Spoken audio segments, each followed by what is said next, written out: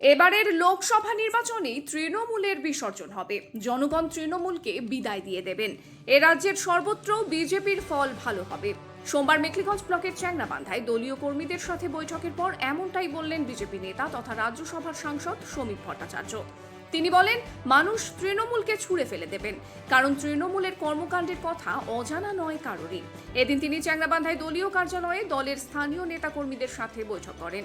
বৈঠকে বিজেপির জলপাইগুড়ি জেলা সভাপতি বাপি গোস্বামী, জেলা সাধারণ সম্পাদক দধিরাম রায়, মেখলিগঞ্জ উত্তর মণ্ডলের সহ সভাপতি সুনির্মল গুহ, মহকুমা আহ্বায়ক পবন ভাদানি, সন্তোষ ঠাকুর, শুভময় ঘোষ, রবি নন্দী প্রমুখ উপস্থিত ছিলেন। বৈঠক শেষে কি বললেন শ্রমিক ভট্টাচার্য, শুনুন। কর্মী সভা কদিন বলবেন আজকে না কত সভা আছে শুনেছি না, আজকে যে মিটিংটা কত অফিসের মধ্যে? এই অফিসে তো ওরা আমার সঙ্গে একটু আমাকে ভালোবাসে, একটু রাজ্যসভায় গেছি, সেই জন্য অভিনন্দন জানাই। দাদা সামনে তো লোকসভা ভোট, দাদা কি মনে হচ্ছে? তৃণমূলের বিসর্জন, তৃণমূলের বিসর্জন এবং তৃণমূলের বিসর্জন। দাদা পশ্চিমবঙ্গে 42টা আছে, কি হবে? পশ্চিমবঙ্গে 42টা আসন আছে, পশ্চিমবঙ্গে তো 42টা আসন আছে। তৃণমূল ডাবল ডিজিট পার করতে পারবে না, তৃণমূল ডাবল ডিজিট পার করতে পারবে না। দাদা দিদি তো উত্তরবঙ্গে পড়ে আছে, দাদা মমতা ব্যানার্জি উত্তরবঙ্গে পড়ে আছে, মমতা ব্যানার্জি সিএম। আমরা খালি ঈশ্বরের কাছে প্রার্থনা করছি দিদির আবার পায়েটায় চোট না লাগে।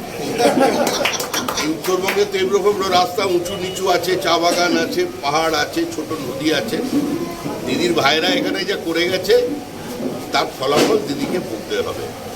উত্তরবঙ্গকে তৃণমূল কংগ্রেস প্রতারিত করেছে, সেই প্রতারণার জবাব এই নির্বাচনে যাবে না। দিদি যতই এখানে পড়ে থাকুন, গতবারও শূন্য হাতে ফিরেছেন, এবারে মানুষের দরজায় দরজায় গিয়ে বলছেন ফিরাবে কি শূন্য হাতে, কিছু করার নেই, যেতে হবে।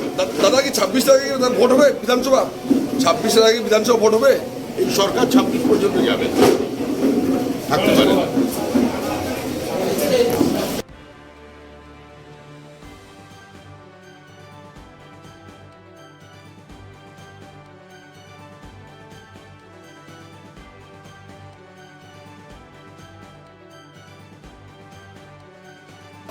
আমি যখন প্রথম এমএলএ হয়েছিলাম 10 মিনিট বিশ্বাস করতে পারিনি। বিশ্বাস করুন, এটা আমি কোনো নাটক করছি, অন্তর থেকে। রঞ্জিত পেয়েছি, তার জন্য চাংরাবান্ধায়